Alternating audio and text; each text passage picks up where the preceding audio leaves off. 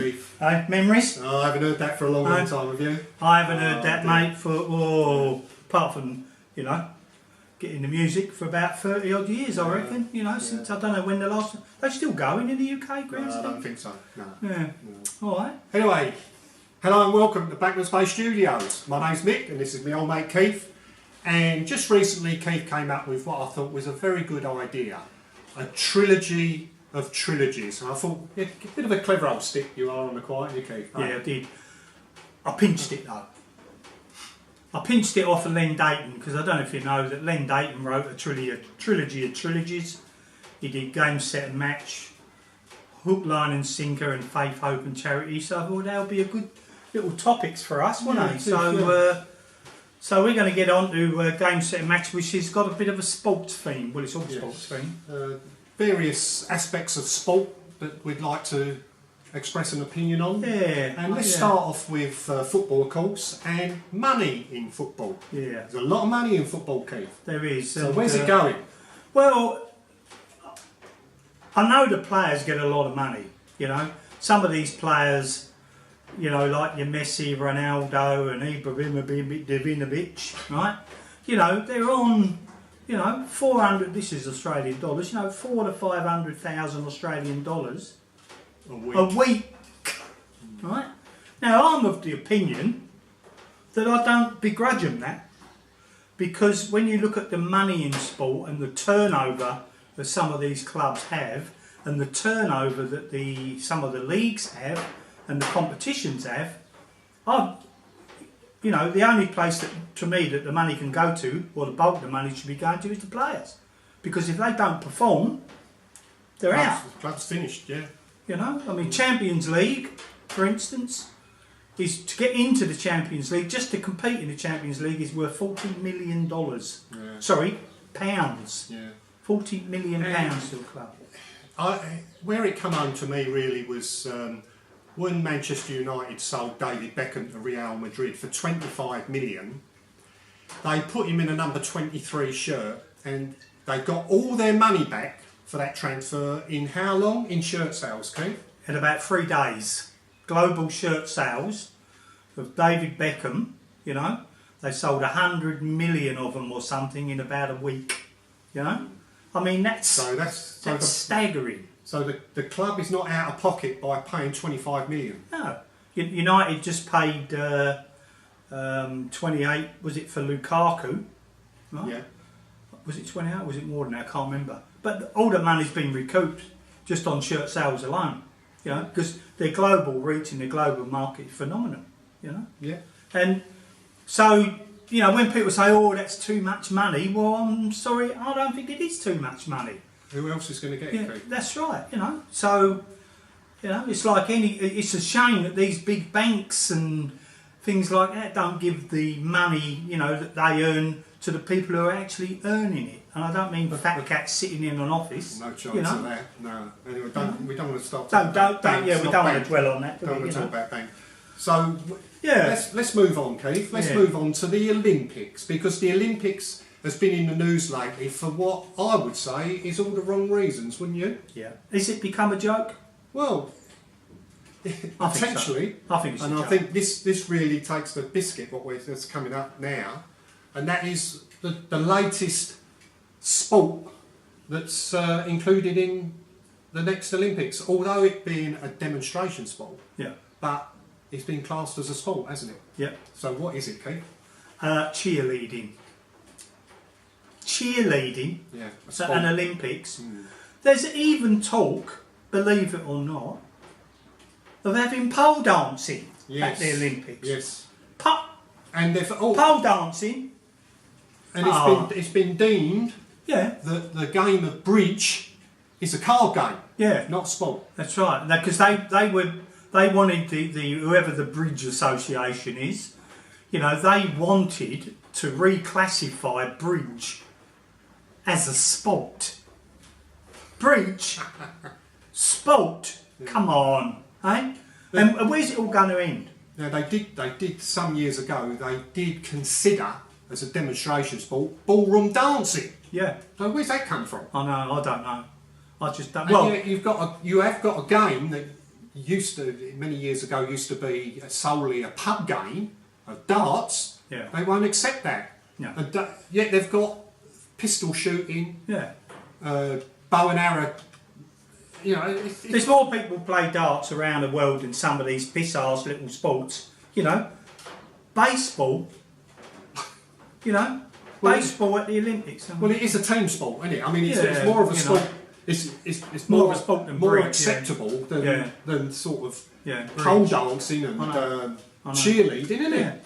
Yeah. I've always been of the opinion that any sport, no matter what it is, if it involves judging of any kind, no matter what it is, should be excluded from the Olympics.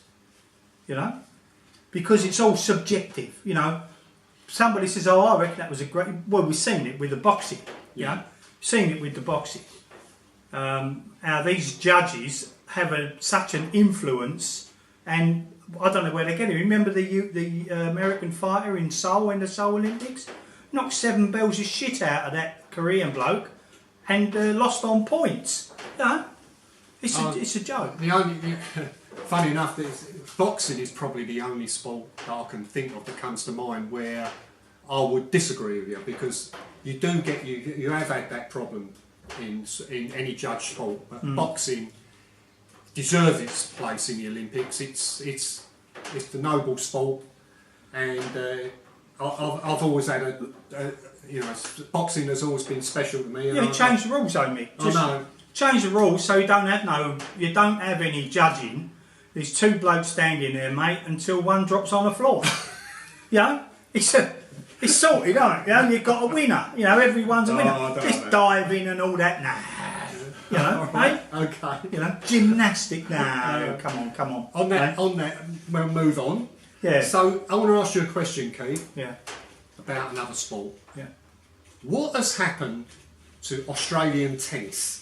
Because I remember as a kid marvelling at the skills of Rod Laver, Roy Emerson. They had some Ken Rosewall. Yeah, they were top. Well, and the women. I mean, they were top of the tree. Margaret Smith. Yeah. They were top of the tree as far as world tennis goes. Not by a little bit. Not by a little bit, but by a country mile. You know. I mean, to me, there's probably still never been a better player, more graceful player in the world than Rod Laver. You know. Yeah. But what they got now? They got players. One of them, he's walked off the court and given up. How many times he done it? He's done it more than once, Keith. He's walked off, held his hands up and said, "No, I'm not playing no more." Yeah. Then you've got what's his name? Kyrgios, whatever his name is. Then you've got the other bloke, Tommy. Yeah. Bernard. Tommy. Bernard. Yeah. I thought it was Bernard. But Well, there you are. It's Bernard. Yeah. Tommy. Yeah. He, in a press conference, I think it was after Wimbledon, he got knocked out of Wimbledon and he said, I don't really care if I play or not. I've earned enough money now, I don't need to play anymore. Yeah. I mean, he's representing his country in a big world tournament. Yeah. And he says that. That's disgusting, I know. isn't it, Kev? Yeah. And how lucky he is to be earning a living playing a sport that, well, you obviously don't love it anymore, but it's got to be the greatest way to earn a living is to play a sport, isn't it? The sport that you love. I'd love to earn a living playing football. Yeah. I mean, or even darts. Yeah. But, you know, it's not to be, but they're so privileged to be able to do that. But that Kyrgios is, I mean, he's an arsehole anyway. I mean, you look at some of the things the stuff he comes out on court, right, arsehole. But it's just not that. But you don't give up. No. You know, I've seen him hit the ball in the net and then just not even try to get a serve back. I mean, to give up, he's a professional sportsman. Personally, if I was the World Tennis Association, I'd have him out because he's not somebody that we should be associating with. Shame, because, you know, I bet people like bloody John Newcombe, mate, I bet they're pulling their hair out, Yeah. Because if they were getting beat, they would fight to the very last point, wouldn't they? And that's what it's all about. People are paying to come and see you play. They expect you to give 100%. It's not always possible if you're feeling ill or something. It's not always possible to do 100%. But that's the trait. People pick up that you're trying, but you're just not doing it that day, don't they? They don't. They can see that. The trait of an Australian sportsman is that they don't give up and they try right to the end. and battle to do anything they can to get a victory. But that Kyrgios and what's name, Yeah. I wouldn't piss on them, would you? No, definitely not. Unless So, I was pissing fire, of course. now we're going on to a little bit more controversial one. Yeah. Drugs in sport. What do you reckon about drugs in sport, then, Keith? Yeah, well... What about the punishments, Keith? Well, the punishments are a joke. You know, what brought it home to me was the Diego Maradona incident. You know, this is a man, drug-addled bastard, fat, cheating wanker, right? Yeah. Turned out that not only was he taking drugs all his professional career, but he was also dealing and all, right? And they had the cheek, FIFA had the cheek, what was it, I don't know, some years ago, to nominate him as the best player of all time. In the end, he won it in conjunction with Pele. Well, if I was Pele, I wouldn't have gone nowhere near him. I wouldn't be associated with that fat arsehole. He's treated like a god in Argentina, isn't he? It's a joke. You know, It's an embarrassment. Yeah. If you're Argentinian, you should be embarrassed by him. and he's still in the sport. He's still coaching. He's still working with kids. A drug addict, Yeah. eh? But You know. that, Keith, I mean, I remember when Adrian Mutu, who used to play for Chelsea, at a snap drug check at Chelsea Football Club, he was found to have, I think it was cocaine in his system. He was sacked instantly. Yeah. Right? Yeah. Now, tell us about the Aussie rules football, which is called AFL in Yeah. Australia. What's their drug policy, Keith? Well, you get 3 chances. Three You know, strikes. and 3 you're out. strikes. Yeah. Oh, yeah. 3 strikes and you're out. So you know you can have drugs in your system. You know. 3 times. Oh yeah, 3 times. They had a whole team. Whole team called Essendon here. Right. They drugged the whole team. The club. You know, the physios, the doctors. They were injecting them, all of them, and the players turn around and saying, "Well, we didn't know that they was giving us." You know, these are professional sportsmen. You know, if somebody came up to me and said, "Here, we're just going to inject you with this," you know, I mean, it's a joke. These professional sportsmen are told, you know, anything they take, if it's from a bottle, if it's from what's saying, it has to be cleared. You don't put nothing in your body as a professional sportsman unless it's been cleared. And the whole team did it. What'd they get? Slap you on the wrist. Sandy and I went up to Blackburn to a wedding some years ago, and we stayed in this guest house. And in the guest house was the junior players for Blackburn Rovers, just down the road. It was the only place they could stay. They'd just won the Youth Cup, and they was very showing us their medals and that, very proud. And we was talking to the owner of the premises, and she told us that the strict orders from the club is she can only give them toast, porridge and tea, nothing else. Everything else that goes in their bodies is governed by the club. Yeah, yeah. So even at a young age, so These players have got no excuses. no, yeah, And, they're getting away with you it know, in Australia. Well, you know, look at the Olympic sports, especially you coming out of the Eastern Bloc, of course. And they do a couple of year ban. The next thing you know, they're competing again. Yeah. You know, you've even got a man running in a women's event now. That you know, I know we've got to be all diversified, but I mean, No, we don't. he Don't say isn't that word. winning women's events by 2 or 3 yards. He's winning them by about 500 metres. Like I mean, it's ridiculous. Yeah. Isn't it? Yes, it is. You know? Okay, So now- yeah, Moving on, yeah. another contentious subject in sport. Heroes. It's a much used word nowadays. Now, Yeah. Keith asked me about my heroes, and be quite honest, I really haven't got any in sport. I mean, I appreciate a good footballer, for instance, and I suppose the one that popped in my mind was Bobby Charlton and maybe Bobby Moore, Yeah. but that's about it. They're not heroes to me. The press are making them out to be heroes. Yeah. They're pushing them. They're he's a hero to the country or whatever. No, they're not. No. There is one hero, though. Oh yes, that we know of. There might be a There is couple. one. One. Yeah. What's his name, Keith? I'm going to put a picture of him up here.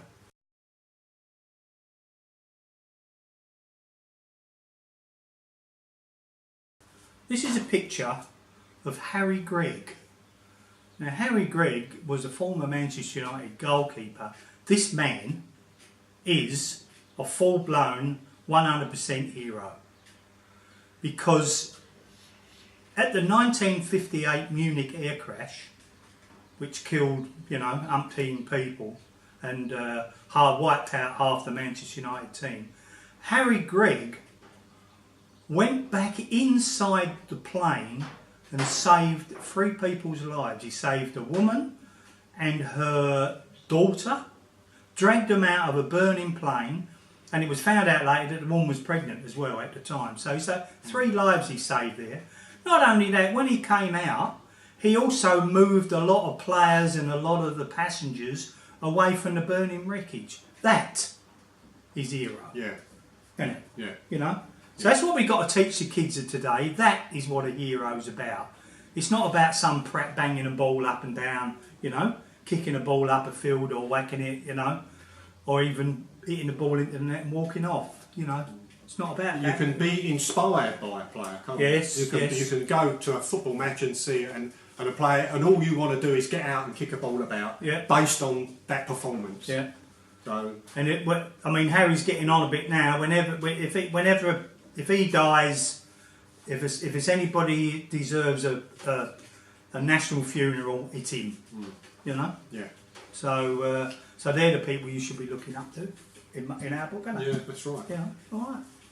So I think we've covered the points we wanted to cover. Yeah, you know, we could go on. But, you know.